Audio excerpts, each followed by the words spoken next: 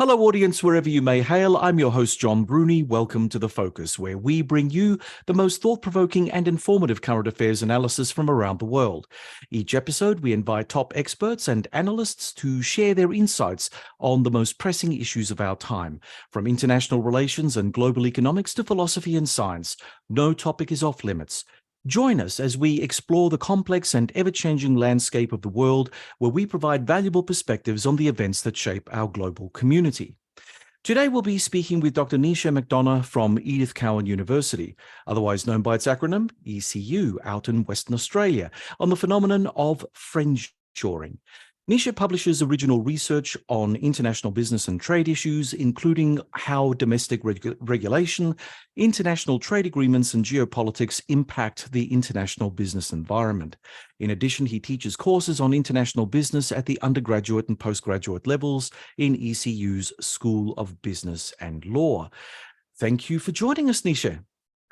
Thank you for inviting me, John. It's an absolute pleasure to be here. So, Naoise, let's start by defining what friendshoring is. It's a relatively new term that seems to be gaining popularity in international relations, trade, and commerce. Can you give us an overview?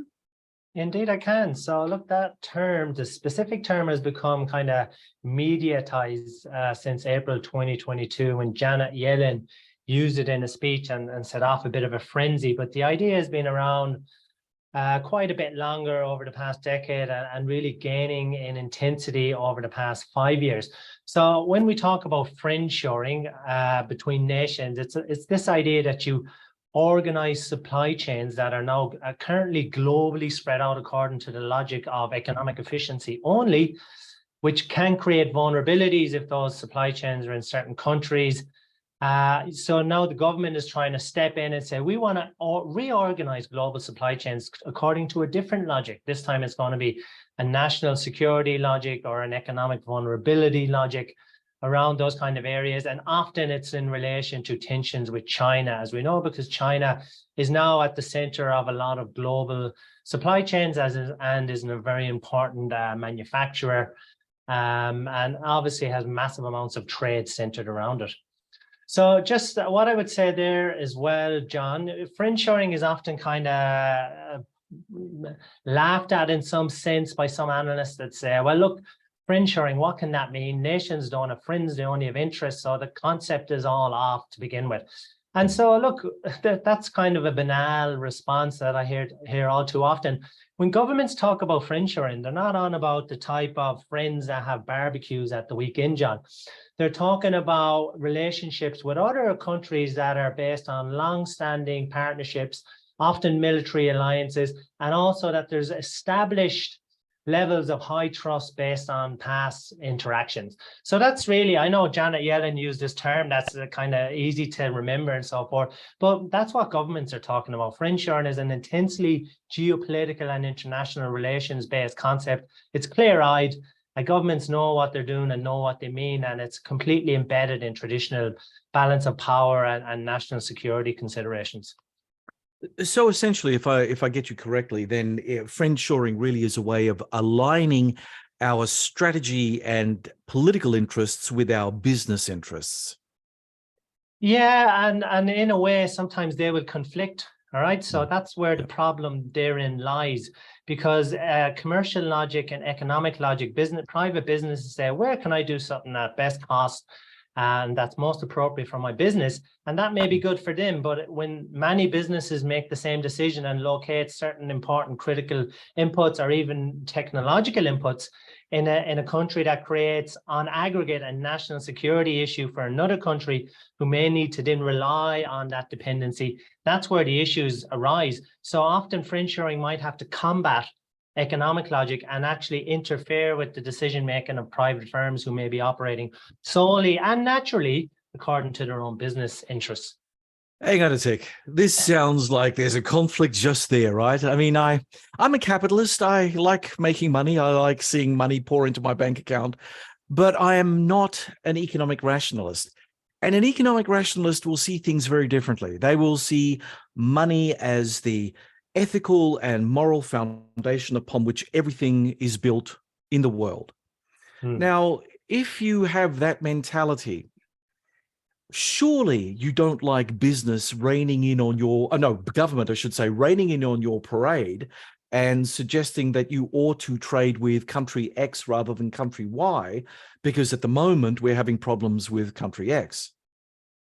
Yeah, no, absolutely. So this is a kind of traditional cleavage in liberal democracies between the role of the government and intervention versus those who want minimum government and they want everything in the business sector to be led by commercial logic and private enterprise. But look, businesses in the mainstay do understand that we're in a very different geopolitical environment. Some businesses are actually friendshoring or reshoring, domestic shoring. They don't call it, it's not friendshoring for businesses, but businesses are relocating out of higher risk countries, depending on the sector and the activity, to lower risk, because they know sanctions could be coming down the line. They know that the governments are taking national security issues very seriously at the moment, on all sides, whether it's in Washington or Beijing, and that businesses will get caught in the crossfire. So some of this changes in international supply chains are actually being driven by businesses quite a fair bit, because businesses drive the vast majority of international commerce anyway. And then the other part of it is being driven by governments. And obviously enough, where some of those regulations push or cut off some opportunities for firms like big banks on Wall Street who want to continually want to get into the Chinese market, for example, they will push back if it's against their interests. And then you just have this domestic political economy of, can the lobbyists for the big businesses kind of water down national security? Can the defense sector and the national security cohort push back against that? And those dynamics are happening in Washington all the time, and in the EU in relation, for example, at the moment to considerations on new regulations for outbound capital flows and outbound investment screening, which is completely historically novel, John. So there's definitely major tensions. But at the same time, the private sector has gotten a sense that they're not going to push back against this in the whole. They might win small battles here and there, but the ground is shifting, and national security will come up trumps in a lot of key areas, and which we'll get into some of the examples as we carry on this conversation. Yeah. Yeah, look, interesting that you said all of this, but here in Australia, of course, we march by a different beat completely. I mean, we basically went to the Chinese lock, stock, and two smoking barrels when the going was good. And I think that of all the Western countries, Australia has had it the hardest in terms of trying to work out their own alternative arrangements to China. I mean, the Morrison government was quite adamant about, we are part of the Anglophone sphere. Strategically speaking, China is a threat to us. So therefore, we need to do things to protect Australia. I mean, that was the political speak.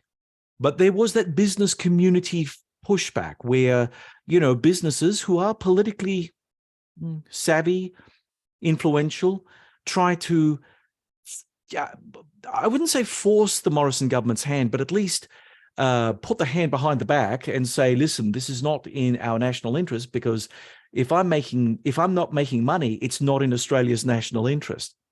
And you got operators like, well, I hate to raise the obvious point, but Nisha, you're in Western Australia. You've got a couple of arch capitalists who live in Western Australia. They have some very strong views on their relations with China. I'm thinking of Gina Rinehart in particular, and the whole iron ore empire that her father had built. I don't see her pushing a particular barrow to not trade with China, especially with regard to iron ore, which is a strange thing from a strategic perspective, because, of course, when you look at China's military, a lot of the iron ore that comes from Australia as a raw product goes to China, gets refined, and then gets turned into Chinese missiles, warplanes, ships, and the like. A strange position. So look, John, no, that's absolutely right. I mean, it's going to be a moving feast. There's going to be ongoing debates and questions whether one particular policy has gone too far from the business community and pushback. Then the security community will say things aren't going far enough, and they're working off different logics. And ultimately, the politicians are going to have to try and find a balancing point. And so, for example, look, in 2023, the Labour Foreign Minister, Penny Wong, so this is what she had to say, right? And I think it cuts to where a lot of countries are at. So I quote, we're not going back to where we were 15 years ago in relation to the economic relationship. We know that we want a more stable relationship with China, but we know we're not going to be able to continue to separate our economic and our strategic relationship. So what does that mean? The minister asks, and then she states it means Australian producers, whether barley or wine, are going to have to look to diversify markets. And that's one of the things the government is working on with industry, is to continue to diversify markets. Now, that's in relation to standard commercial goods, just so that those sectors aren't heavily at risk of economic coercion. We know here in Australia, China has heavily leveraged Australian export concentrations in China to shut off those markets using administrative measures that are hard to challenge in the World Trade Organization, to punish Australia for having political positions that China doesn't like. And this is kind of gray zone political pressure, because it's very hard to deal with in a legal sense, to prove that the administration measures were politically pushed. So there was the Institute for International Trade had estimated that the coercion from China over the last few years in barley, wine, rock lobster, wool, timber, it was about 20 billion in potential losses. And after some market diversification occurred, they've recently calculated Australian businesses lost 11 billion. This is a huge figure. It's very serious. And Australia is not the only country that's experienced this kind of coercion. So that's one reason why countries are being encouraged by governments, businesses, to diversify. Don't have all your eggs in the China basket. Now, if we look at this a bit broader, John, the G7 and Ursula von der Leyen recently had discussions on this. They talked about the concept of economic de-risking. They're basically saying something similar to what Penny Wong in Australia is saying. Look, the China relationship has changed. We're not decoupling. We're not going into a Cold War type situation of separate economic blocks. We're realizing that's not really feasible and won't happen. In my opinion, it wouldn't happen unless there's a full-on war, which we hope doesn't ever happen. So these leaders have said we're going to economically de-risk the relationship. So some diversification of heavily concentrated general commodities, but these aren't national security risks per se, although they can lead to political influence from a foreign government onto your domestic government. But more so, they're talking particularly about critical technologies and critical inputs like critical minerals that are important for technologies. They're the ones that they need to de-risk and deconcentrate, or even get away from China or originated supply altogether. And that also links to the Biden administration's and Jake Sullivan's concept of the small yard with a high fence, which is basically saying we would cut off these very strategic sectors, which are a small component of the relationship, and the rest is going to largely in the medium term continue on as is. All right. So, and then that's the public sector, and then the private sector is making its own calculations. All right. So I'll give you a good little website to see on this, John. That would be Kearney's Reshoring Index. Kearney's in the US are a type of consultancy, and they've been tracking for the past decade the private business sectors shift towards a reshoring approach or a nearshoring approach. That means they're getting out of Asia, low-cost countries, including China, for geopolitical risk. Some of it's for economic reasons. Costs are going up in places like China, wages are going up, and some of it is about getting closer to your home market for speed to market dynamics. So there's a mix of geopolitics, economics, and technology, which is all driving reshoring. But the geopolitics trend is getting more powerful. And basically, Kearney's are showing that there's a big uptick. It's quite a bit of a volatile index, but in the past year, 2 years, there's been some big upticks. And also what they do is they do a survey on CEOs, regular survey. And so in their most recent CEO survey indicated that 96% of CEOs, right, are evaluating reshoring their operations, or have decided to reshore, or are already reshored. Right, so that's an increase from 78% in 2022. So the big winner, and that's all based on the US, right? So the big winners there are Mexico, actually. That's the biggest winner, because they're part of that big North America free trade bloc. So businesses are driving a lot of changes. Governments are driving a lot of changes. All right, but is this the free market, or is this now the government kind of showing the way that the market isn't as free as it once was? Look, I'm always critical of this kind of very simplified notion that there's a free market and there's a government intervened market. Every market on this planet that's not illegal, not a black market, is a regulated market. The most developed economies that are the most dynamic have the most regulations.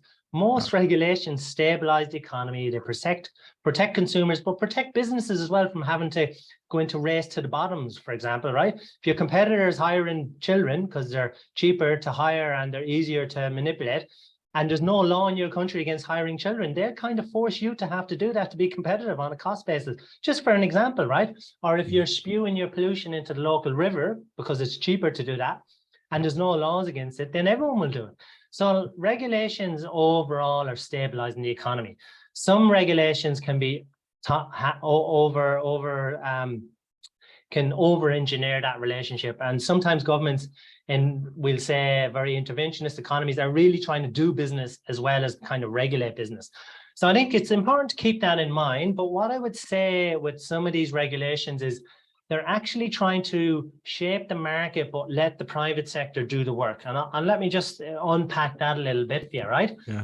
So if you look at the European Critical Raw Materials Act in March 2023, so basically this is about reducing dependencies in that critical minerals inputs, right? Because China dominates up to 80% of critical minerals and rare earths processing, extraction and processing to the higher midstream input product. So basically, the EU has key benchmarks for 2030, and how they're setting it up is they want 10% of the EU's annual consumption of critical minerals to have been extracted within the EU. So that means there's mines going to be opened up. 40% of the EU's annual consumption should be processed in the EU. So that's the value add stage. And then they say not more than 65% of the EU's annual consumption of strategic raw materials should come from a single country. All right, so they're setting these benchmarks, but they want the private sector then to meet them. All right, so this is where government is just setting out the framework. This is the way the market structure we want. So there is definitely intervention, right? But they want they're not setting up giant EU-led state-owned enterprises or state companies to do the work, right? They want markets then to say who's the most efficient to provide this, who's going to do the investment, which mines are the right mines to open. That should all be driven by market logics. And there's another example in the US, then the Inflation Reduction Act. So this is doing something similar. They're, first of all, in the US, they're going to have $7,500 subsidy for an EV. So that means you as an American consumer will get $7,500 off your EV. That's nice for you. If you're a consumer in the situation whereby that EV has been assembled in North America, US, Canada, Mexico, free trade bloc. And in 2023, 40% of the critical minerals in that electric vehicle must be from North American free trade bloc or a free trade partner, such as Australia, for example. Right. And that goes up 10% each year to 2027, right? 80% by 2027. Now, whether or not they'll be hit, I think that'll be a big ask, but the trend will be towards hitting that 80%. And now, so again, the government's offering some subsidies, so that's definitely a market intervention. It's going to actually distort global markets to some extent because it's going to press a lot of manufacturers to set up shop in America where they may not otherwise. And it's also going to drive divert business from China, but this will be market-led once they know what they have to do to start getting more critical mineral supplies in other parts of the world. Well, it'll have to be actually in the US, Mexico, Canada, or another free trade partner of the US. So that's how the governments are intervening. It's a mix of intervention, and then the markets must adapt their own business operations to meet those criteria. Okay. I come from a security background, so friendshoring seems to be part of an overarching change in international behavior. I'm reminded by what famous historian, author, and commentator Professor Neil Ferguson has said, that we are currently in Cold War 2.0 with the People's Republic of China. I don't believe that you believe that. You're saying that we're in some kind of, dare I say, well laid out, balanced and regulated, not confrontation, competition. Yeah, look, so the Cold War analogy has been bandied around a fair bit, and to some extent it's useful, and in other ways it can be misleading. And I'll draw why I think that's the case. So Cold War, two big great powers going at it head to head. They're ideologically in opposition to one another. Each side thinks that if the other side gets more global influence, it actually undermines their system as well, right? There's a systemic element to this. Either is authoritarian the better system, is democracy the better system. If you look at Chinese government documents, they're seeing it in this light as well, right? And that this is this type of big systemic struggle. The US is that concern. So in that sense, and it's a bipolar conflict, right? And where others have to kind of get involved in terms of which side they're more supportive of in terms of military balancing, at least, right? So Australia and Japan are obviously in the US camp in terms of regional military balancing. In that sense, it's heading in a Cold War. It is a Cold War type situation, but there's another sense where it's completely different. And this is the novelty of the era we're in. And it's where all my research revolves around. We're in this heavily interdependent, interconnected, dense system of global network, production networks that were driven for 30 years on the concept of commercial logic and the private sector economic efficiency, which you mentioned. This was facilitated by China entering the WTO in 2001. That itself was predicated on the engagement strategy and the economic peace theory. So these were IR concepts that drove the US to really a communist command economy joining the world liberal economic order. And the idea was engage with China, economically intertwine China with the West. It'll keep becoming more like democracy. It'll move in that direction. This was all tied up with ideas that liberal market economies and democracies went hand in hand, because you had to give a certain amount of political freedom to allow people to be actually economically free actors, right? So the pressure would grow and grow. But obviously, China has been able to expand free markets in its economy, layered over and under a massive continuation of the state economy. And also the state has a legal governance system that allows it to intervene in every aspect of private economic life in a way that's unparalleled in the West. And that's where a lot of the economic risks and vulnerabilities arise. So China continued on its own path, which was to allow markets to expand, but maintain a heavy single party Marxist Leninist governance system, right? And that's very clear from Xi's third term. Is basically it's a revitalization of Marxism and the ideological components of that and the control of the state over the economy. So in that sense, you have these great powers that are completely intermeshed. They are dependent on each other economically in the sense of the size of and scale of flows. Last year, nearly $700 billion of goods merchandise flowed between the US and China. All right, this is after what, 4 or 5 years of intensifying geopolitical tensions, right? So this is unparalleled, and every other, and Australia, key ally. It's on, if you're thinking about Cold War military blocs, it's clearly in the US camp. At the same time, it's having continuing dialogues today with China to stabilize the political relationship, because China is its biggest export market, as it is for many other countries, but either on the import or export side. So everyone has to keep dealing with everyone. Everyone has to play nice to a certain extent, and everyone's balancing how far they're pushing the national security logic while trying to maintain the big and very important economic relationships that no side could afford to cut off completely, say tomorrow or next year, right? So even though the trend is a slow decoupling, it's not governments aren't trying to force two separate distinct blocks. They know that's not possible in any kind of a reasonable time frame, if at all.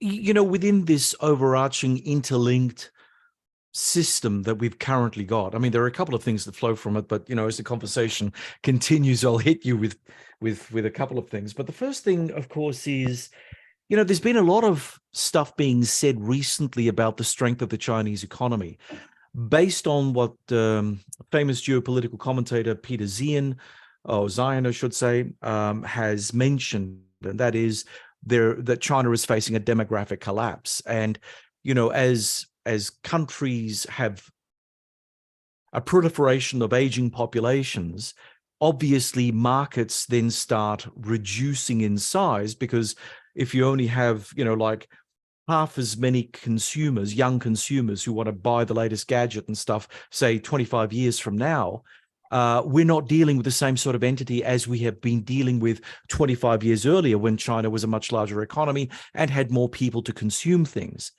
So how does that very real problem fit into everything that you've said so far? Because so far, it seems that we've got politicians who are happy to play these kind of very complicated games.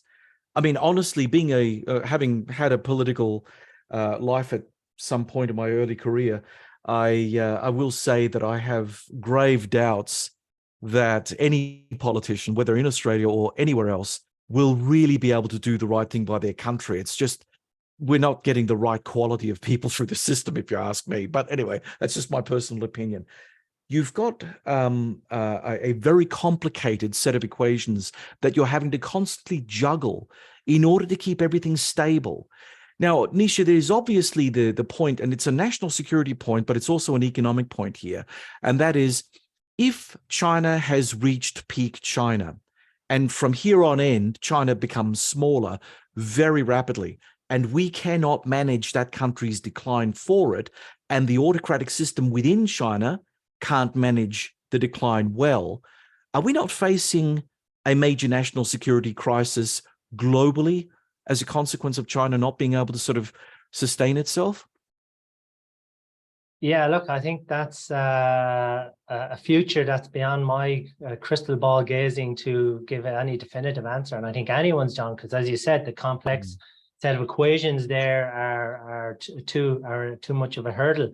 Look, I think what we could say with some sort of rational basis is that, yeah, China's peaked in terms of its speed of growth, because as any economy develops, its growth has to slow down because all the main processes, urbanization, growing consumer markets, increasing levels of consumption being possible by growing income, the build out of infrastructure, all that sort of stuff obviously has a boom initially and then slows down. And China actually developed at the perfect time when there's this global economy that's ready to just invest and then absorb all its output, right? So much harder, for example, Britain as a leading, one of the first industrializers, you don't have a global consumer market to sell stuff to you. Britain was growing at 1% a year throughout most of the 19th century, right? Whereas China grew 10% a year throughout most of the 80s, 90s, and early 2000s. That era is long over. China will be lucky to grow at 3 to 5%, I think, in the next 10 years.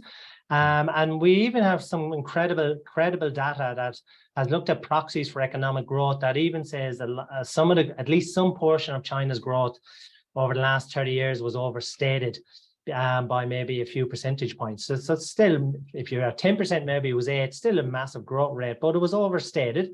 And it's slowing down. The demographics are against it. So the standard economic processes would slow it down anyway, but demographics are going to be a big headwind. But I think it'll be fairly slow burn at the same time. It's still it's almost a $20 trillion economy now at the moment. It's going to be the second largest economy permanently, at least in my lifetime. There's no one's you can't see anyone. India, for example, would be the only one that might pass it out. I doubt that'll happen. It'll be a slow burn problem. The economy has also been long, at least 5 to 8 years, at this major inflection point where it needed to transition, John, from an infrastructure and investment-led economy to a consumer-led economy. The consumers are only about 40% of China's economy compared to 80 in the US, and maybe 70 to 65 average across the EU, for example. Now, the reason why it can't transition, John, is primarily because the government is so in control of the economy overall and wants to be. It doesn't allow capital to go out, has capital controls on money in and out. Anytime the economy hits a bump, the government can just say, okay, we're going to get SOEs to keep hiring people whether they need them or not. We'll get them to invest. We'll push out lending through the banks. We'll just make them give businesses money, whether it's good business or not. And in this sense, the kind of all the issues that are in a communist command economy of the government just saying, make it work, actually live on In China's modern hybrid mixed up free market slash command economy, and they used to just keep throwing money at it, right?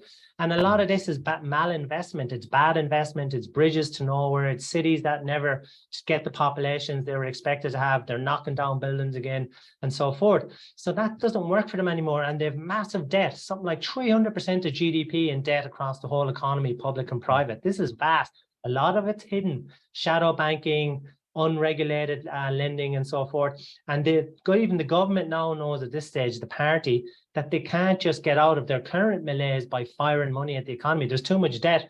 And they're probably heading for a massive debt crisis in the next 5 years. So this crisis has been predicted for a while. I know that hasn't happened, but everyone thinks the conditions are there now. And we see with their post-COVID recovery, it's been very slow. So in saying all that, it's still a vast economy. They still will plow plenty of money into the defense. How much political instability that will generate this economic slowdown remains to be seen. There's very high youth unemployment, it's over 20%. So look, there's a lot of things going on, but we've seen other big economies, John, stagnate for long periods of time without falling apart politically. Russia is a great example of that, right? So we can't assume that this will mean China will implode or become more risky, for example, as sometimes it's suggested, or that it'll have to take its Taiwan gamble soon because it's hit its peak in building its national comprehensive power. Its military power will continue to grow over the next 10 years because they keep plowing the money in. They'll prioritize building that up. So that's what I would say. It's definitely hitting headwinds. We just have to see how China manages that internally. Maybe it'll take its energies away from international provocation and make it refocus on domestic reform, which is badly needs.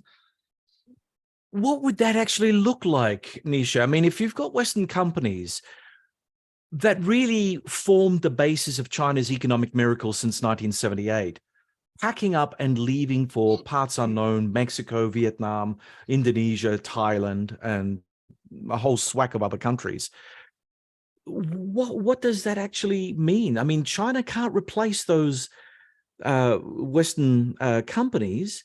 The state-owned enterprises are not savvy enough or innovative enough to create their own space and fill that niche. So obviously what you're saying, yes, I see what you're saying, but can China rectify itself under these conditions? Because unless you can generate a geopolitical alignment that is stable for the duration, and we have a détente between the United States and China that can facilitate this, Western companies now are going to be very skittish about moving back into China. They may see great things for them if they do so, but would they really want to go and take that risk only to find out that the CCP is up to its old tricks again? Yeah, look, there's two things I'd say there. There's still a lot of interest from external foreign firms in China, right? It's still got this massive growing middle class. It has a massive existing middle class, a lot of millionaires. The European luxury export market is booming in China still, because when consumption drops, it's often the middle class kind of lower, whose consumption of unnecessary goods will drop. And this is the global phenomenon. The wealthy just keep spending currently, yeah, on these kind of luxury goods. So that's still massive. But a lot of companies are in China for China. That's how they put it. So what you'll see is that businesses are separating their China operations from their other international operations. That's kind of what's happening at the moment, whether it's in investment, hedge funds, manufacturing. And interestingly enough, John, even Chinese manufacturers, some of them are relocating to Vietnam, Chinese businesses, to avoid geopolitical issues. And so they're just exporting from Vietnam. The other thing I'd say is there's a lot of big dynamic Chinese companies, private sector. So when their economy developed and the reins on the private sector were loosed, they really did build a lot of domestic champions. So in the financial innovation area and consumer, Alibaba, Tencent, these kind of companies, they're global leaders in what they've done with their apps, these kind of super apps, and that others are trying to replicate, and TikTok, for example, as well. So there are and that's part of why the party feels more secure in pushing its political programs and saying, well, if we lose some Western companies along the way, that's now tolerable because we've built up our own internal market enough, and we have dynamic Chinese companies. And in a way, that was part of their plan, particularly for high-tech sectors, is to get the technology transfers, and then you start squeezing out those overseas companies through different, again, the administrative procedures. You just make life hard for them. This has long been a concern of the EU and the US and Japan, that the market access is often given strategically and then closed to get the transfers, to get the capital, build up the market, then push people out again. So in saying all that, Micron, who was that's the US maker of memory chips, they were recently security reviewed by the parties, seen as retaliation for some of the American export controls, and they were banned from any critical infrastructure projects. And even after that happened, they've announced, I think it's a 600 to 800 million investment in expanding chip making in China, in not the high-end chips, but lower down. But still, that was quite an interesting report saying, look, this Micron's been sanctioned in China, but they're still investing and expanding their operations. So as I said, look, it's a very like dynamic, complex set of cross-cutting interests that are what make this era of geoeconomics, we call it, grey power politics by economic means, or the logic of war and the grammar of commerce, as Edward Luckpat said in the 1990s. It's so dynamic, John. It's so different in that sense to the original Cold War. And I think everyone's struggling with it. Businesses are, governments are, but there is a steady kind of coalescing on where governments need to be in liberal democracies, at least, which is de-risking and just carefully unpacking a narrow subset, but very important subset of international commerce in strategic sectors, critical inputs. And that's where the focus will be, I think, over the medium term. I'm John Bruni, and you're listening to Sage International's The Focus podcast. And from Perth, Western Australia, we're speaking with lecturer on international business, Naoise McDonagh. Naoise, it was interesting hearing all of that, and yet something keeps on cropping up with me. Japan was one of the early, I've just lost my train of thought here, early adopters, that's right. It was an early adopter in terms of investing in post-Maoist China, right? So once the Chinese economy opened up after Deng Xiaoping decreed it, the Japanese went inside there, all guns blazing, and I would imagine dominated the internal market of China, in order to develop it in a way that would be friendly disposed towards Japan's economic interest for the duration. But when we're talking about de-risking and we're talking about friendshoring, how does a country like Japan, that's just off the coast of China, deal with the fact that you've got this country that strategically is problematic, but you're still making lots and lots and lots of money? Does Japan see its economic power within China as a means by which it can control things? Or is it that the CCP now is all dominant within the Chinese economic and political space, and foreign companies, governments that have made their mark within China are no longer that relevant to China? Yeah, so if I remember Richard McGregor's book, Asia's Reckoning, is a very good overview and historical analysis of the deep, deep tensions and difficult history between China and Japan. And I think and those two countries have territorial disputes over islands as well, the Senkaku, Diaoyu Islands, depending on which side of the waters you're looking at them. So I think Japan are probably more clear-eyed about the risks and tensions any country faces with China, because they probably face the biggest set of risks and tensions, well, maybe aside from Japan or Taiwan. So I think they're very realist and clear-eyed about what's happening in China, and know the absolute limits of their influence through their economic investments, which are vast, as you said. And we can see Japan's massive shift over the last 5 years, even away from its peace constitution, post-war peace constitution, to a much more activist, and clear-eyed sense of what its obligations are in the sense of the US alliance, and what its requirements are to ensure its own safety, building up more alliances, intensified relationships with countries like Australia, allowing Australian troops, for example, constitutionally allowed onto its territories, the only other country after the US, and Australia has reciprocated with that. So Japan's moving fast and out of a clear sense of threat. And also actually the friendshoring, the Japanese will absolutely led the way, and they didn't call it friendshoring, they called it China plus one, right? So this was more about diversification. They've been doing this since the 2000s, right? And really picked it up after 2010 when they were subject to Chinese export controls on critical minerals, which they really needed for their manufacturing processes. And China suddenly cut them off. So they understood we really need to push they'd push their private firms, provide funding, provide support, keep doing free trade agreements to diversify how much market access you have globally. The Japanese have been doing this for quite some time because they were already ahead of the curve in the sense of saying, we're too dependent on China. This is a real vulnerability for us. We've been coerced economically, so we need to mitigate that. So I think we can learn something from that China plus one policy for sure, that Japan has long espoused. And that's what a lot of what Penny Wong's talking about is essentially with telling Australian private firms diversify. That's a China plus one, because that's not a national security issue in terms of technology. It's just general commodities, but it's about not being dependent on this one market that can cut you off. And the government will probably support that with maybe some funding. Maybe Austrade would be helping to advise private businesses, especially the small to medium-sized ones, on what type of market access Australia has and where. And also they're continuing to negotiate free trade agreements as well. So all of this stuff is in the mix in terms of how you diversify from China, and what's possible as well, yeah, and opening up your options. So that's the safe shoring. I prefer safe shoring than friend shoring, because people think with friend shoring that I think it just gets this kind of concept that it can be discredited because nobody knows what a friend is in international relations.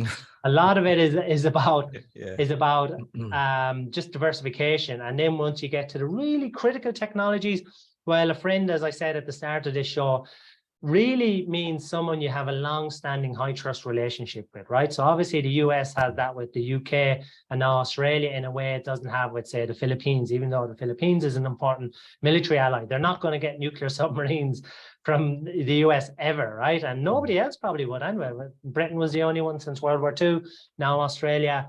So that's friendship in the sense of high trust, long-term relationship.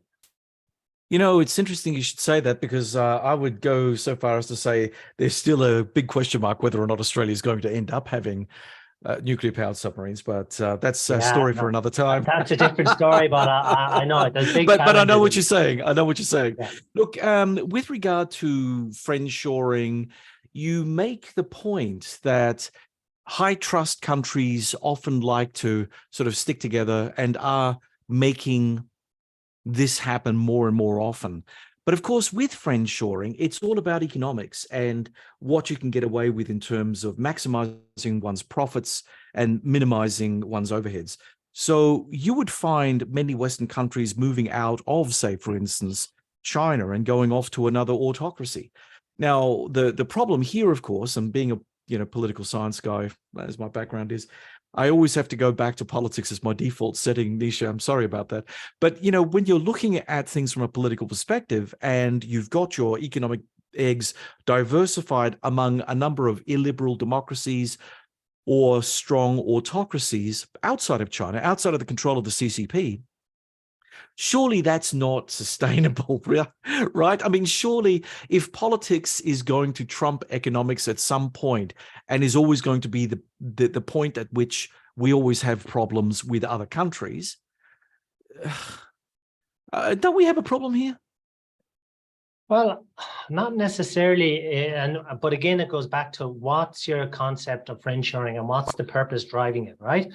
Right. As what we're talking about today, the friendshoring we're talking about is geopolitical safe shoring, solely focused on one country's dominance and in certain supply chains or potential dominance for certain critical inputs, and that's China. And it's based on geopolitical tensions between the US, the EU, and US allies primarily, wanting to diversify. Now, when they want to do that, that doesn't mean they're concerned about diversifying, say, let's just say Vietnam. So you can say, well, Vietnam's like China, it's a communist country, but it's not, there's no geopolitical fear of coercion or of militaristic conflict with Vietnam. So if your friendshoring initiative is about securing yourself geopolitically, it's not value. In this instance, we're not talking about value-based friendshoring. We're talking about geopolitical based friendshoring and national security. And if you I got one thing there.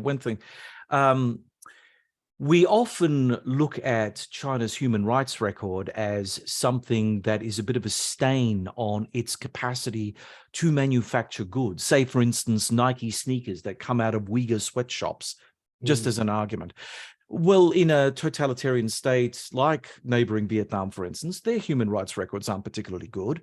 And I'm sure that there is also that urgency to produce in spite of the cost to their own society, which again shows that there's a sort of a split view in terms of Western values on the one side and economic realities on the other. We all want to make money. So what do we do in this sense? Do we just say, well, we make money and that's the important point, and well, human rights, we're talking about Vietnam here or Mexico over there or some other illiberal place. Do we really care about that? So, John, that's where you have to distinguish between geopolitical imperatives and human rights imperatives. And they're on two different streams and they're operating in somewhat different ways, all right? So the geopolitical safe shoring is about diversifying critical minerals, for example, because they're so core and important. They're important to military production, right? Your fighter jets, your high-end technologies, your chips, there's loads of areas where of the highest national security importance that those critical minerals are vital for, right? So that's part of it. There's what's happening in many liberal democracies at the moment as well is a separate track, but it is this human rights focus, and suddenly realizing that, okay, there's major issues in Xinjiang, for example, forced labor. There's human rights issues in other countries as well that consumers are increasingly aware of, that governments are being forced, and politicians are pushing for it as well, right? It's not purely instrumental. Just politicians who are pushing this, who are involved in this, believe in better human rights and are pushing what's called due diligence legislation. This is happening in the EU. In Australia, the Modern Slavery Act. In the US, you're not allowed to import anything from Xinjiang now. It's an area of concern. All right, so it's considered that there's high likelihood of forced labor. So that whole area now is under sanction. Okay, so that's one type of decoupling and reorganization of global value chains, and it's very important, right? Because as you said, there's lots of abuses. At the same time, there's countries at different levels of development. They won't have all let's just say the same standards in human rights. That's long been recognized. We've long been trading with countries. The working conditions are going to be worse in Mexico than they are in the US. Some of that's just to do with economic development, right? You may not get overtime rights the same way. There'll be other conditions that will be different. But a lot of that comes with economic development and getting richer. Countries have long accepted that you can trade on those grounds, and actually it'll help those countries get developed. But even in the recent, when Trump administration renegotiated the NAFTA free trade agreement, they actually did insert clauses to improve labor standards in Mexico and to require they would be allowed to do inspections, right, in factories in Mexico. So if Mexico's building vehicles or building parts that go into vehicles in North America, which they're assembly, they're a massive exporter of vehicles into the US without tariffs.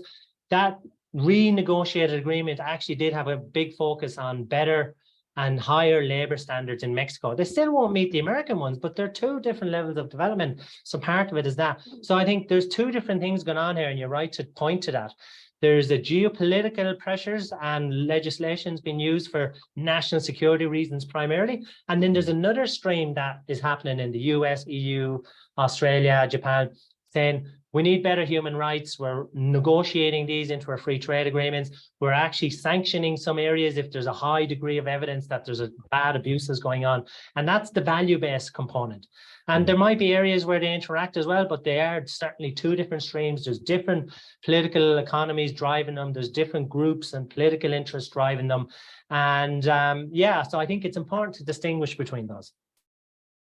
Naoise, just we're going to be wrapping up soon, but just a couple of final questions. The first one is to do with Taiwan and the centrality of Taiwan to the manufacture of, microprocessors that are so fundamental. I mean, it's almost, to the modern economy, it is as water is to a human being. I mean, without the microchips, you don't get your computers, you don't get your smartphones, you don't get all the stuff that makes modern enterprise work.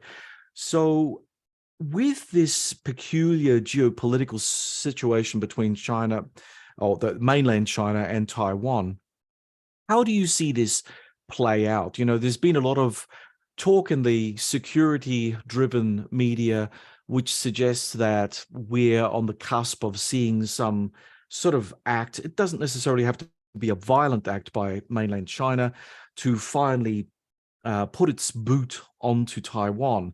But say, for instance, election interference in the upcoming January 2024 Taiwanese elections. We could see more pro-China candidates get up. We could also, at the worst case scenario, possibly see a rerun of the Cuban Missile Crisis, but this time involving the People's Liberation Army Navy and the US Navy facing off over Taiwan and its islands. I mean, it seems like there are these touch points that are very difficult to actually get away from. But with Taiwan being so central to the global production of microprocessors, how do you think we can get above the war talk and come down to reality in terms of, man, if you're going to go after Taiwan, you're going to destroy the very thing that you covet, and you're going to land a blow not just to yourself but the entire international community. How do you get the CCP to process that reality? Well, I think in the first instance, I think it's unlikely in the medium to long term that any economic cost would ultimately fully persuade the CCP on their ambition on Taiwan. I mean, they continually state that this is going to happen, has to happen. They won't renounce the use of force. So I think everyone has to adapt to that, what you said. There could be a military conflict. We hope not. There could be. Everyone has kind of internalized that. And again, if this is where I can give you a good example of state-led regulatory intervention designed to reorganize global supply chains in this most critical of inputs as our critical product, the semiconductor chip. So Taiwan is at by far the leading edge. TSMC is its main company. Yeah. They're at the 3 nanometer chip production level. That's 3 billionths of a meter when you etch and space out the transistors. But other countries are further behind. South Korea actually is probably on the 5 nano, about to get onto 3 nanometer, Samsung, very close to it. So there is some production. And then in the US, you'd have maybe 5 to 7 nanometer, certainly 7 nanometer, right? So they're not a world away. Now, what the US has done with the Chips and Science Act is throw massive amounts of money in an area where it does already have some reasonable capability and once led. All right. So basically, at the moment, there's 50 billion that can go towards companies that want to invest. So that's a portion of their investment. So the 50 billion will in reality multiply many times. All right. So it's already, since that CHIPS Act was announced, there's been 200 billion at least in announced new investments. Intel on its own has announced 20 billion, right, towards two factories in Ohio. TSMC has announced 40 billion, all right, in Phoenix, Arizona. It's a massive expansion. So TSMC are going to be involved in this. And basically, what the US is doing is saying, we want to get up to speed with the fabrication. Now, there's an important point here, John. Fabrication is only one part of a very disaggregated supply chain. So it was vertically disintegrated, that whole supply chain for designing and building chips over the last 30 years based on globalization dynamics, economic logic. The US dominates chip design. Netherlands and Japan dominate the tool making part, which is the lithography machines. Extreme ultraviolet in particular is a Dutch specialty. Then you have fabrication. TSMC dominate there. Samsung are up to speed. Japan have some capability, so do the US, a little bit behind Taiwan. And then you have the packaging and testing, and that's that part of the supply chain. And numerous countries are up to speed on that, and it's not so technologically high end. So that's not a choke point. The other three areas are choke points. The US already can use its chip design dominance to actually get other allies.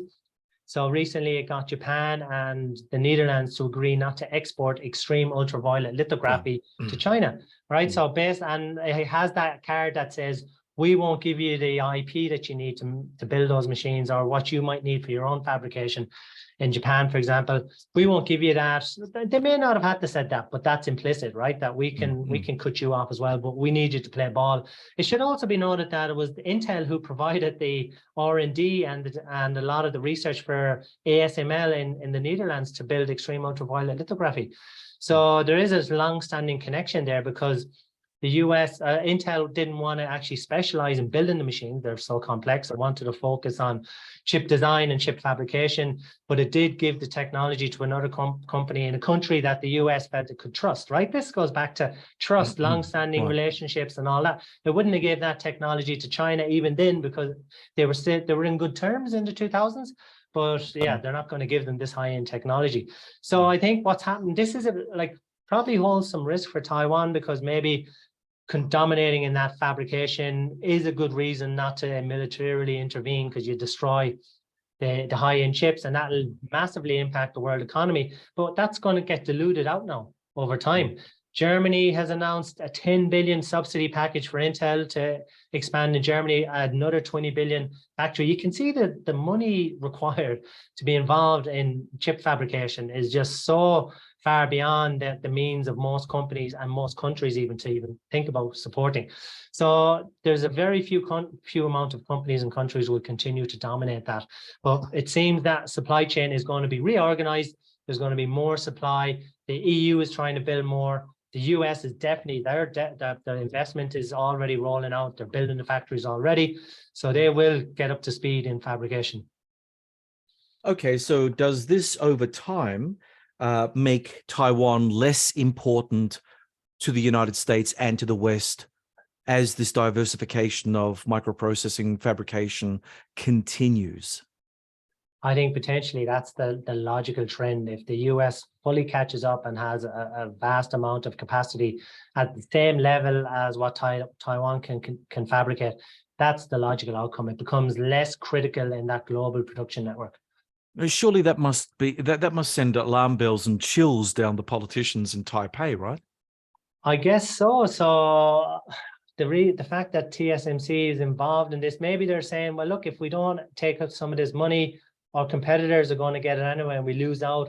Whereas if we get in, we're still influential, and they have a long-standing relationship with the US.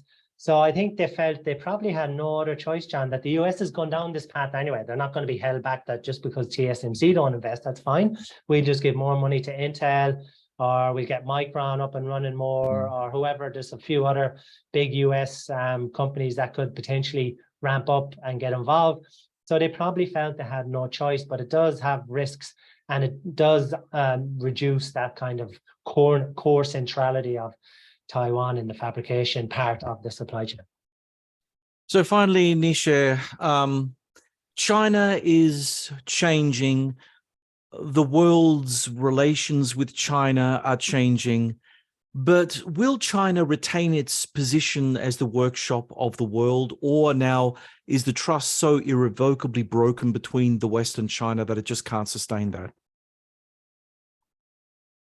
Look, for now, it's still, without any doubt, the workshop of the world. And so the big investments that make that happen have massive sunk costs. So the unwinding of that type of manufacturing investment and relationship would be slow anyway. If you look at the foreign direct investment, that's a forward-looking indicator. That's dropping off a cliff at the moment in relation to EU and North America inward into China. The investments are dropping off massively. The manufacturing will be much slower, but we also have to remember that China now is the central economy in Asia and Southeast Asia, but Asia more broadly, which is itself a whole booming, the fastest growing region with the fastest growing middle class. And to be quite frank, all those countries are and have to hedge their bets. Some of them have their military alliances with the US, but they're still economically intertwined with China through RCEP, the regional agreement, the CPTPP as well.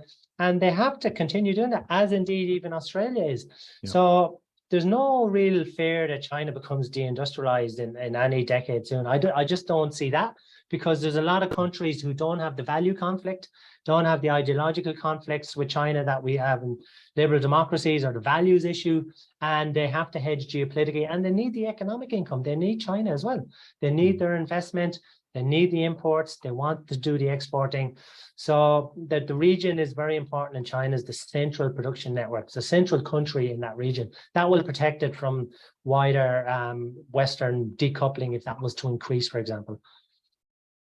Well, Naoise, thank you for joining us today and sharing your thoughts on the focus. God help me, what a mess. I like a simple world. I like a simple world. The world is not getting any simpler, John. That is no, for sure. No, indeed not. So that's why we need podcasts like yours doing such a great job. Thank you very much for that. Anyway, and to our audience, thank you for tuning into the Focus podcast. We hope that you found today's discussion enlightening and thought-provoking. If you have any comments or questions, please feel free to reach out to us on social media. You can find the Focus on Facebook, referenced on the John Bruni and Sage International LinkedIn pages, and on Twitter, or on the Sage International website at sageinternational.com.au by clicking the media drop-down menu and hitting podcasts. And please leave us your comments on inquiries@sageinternational.com.au. Don't forget to subscribe, hit the like button, and or leave a review on your favorite platform. My thanks to our stalwart production team of Malcolm Hughes and Neil Spart. Join us again next time as we continue to delve into the most pressing current affairs issues of our time.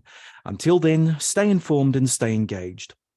I'm John Bruni, and from Adelaide, South Australia, you've been listening to The Focus.